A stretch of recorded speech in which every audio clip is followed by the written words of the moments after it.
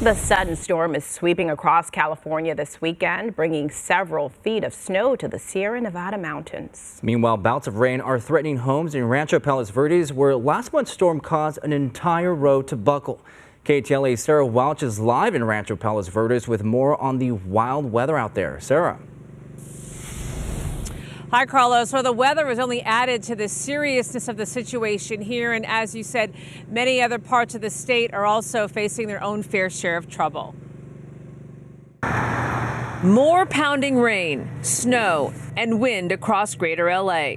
From Boyle Heights to the beach, wet weather yet again soaked the Southland. High surf at Hermosa and riptides along the coast. Beach communities warning people to stay out of recreational swimming areas because of storm runoff.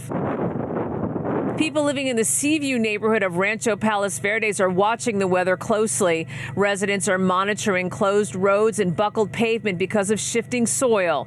And the relentless rain has caused the earth to move more rapidly. The potential for further landslides has people on edge.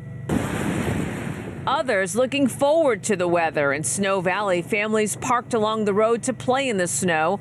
The higher elevations are getting several inches of snowfall. In the eastern San Gabriel Mountains, a winter storm warning remains in effect through Sunday morning.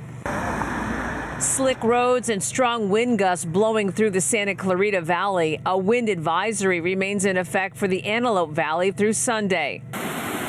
In San Bernardino County, stormy weather washed out part of Highway 138 in Crestline. A section closed near Old Mill and Pilot Rock Road shut down because of the dangers of collapse. A year after a deadly blizzard buried Crestline and surrounding communities.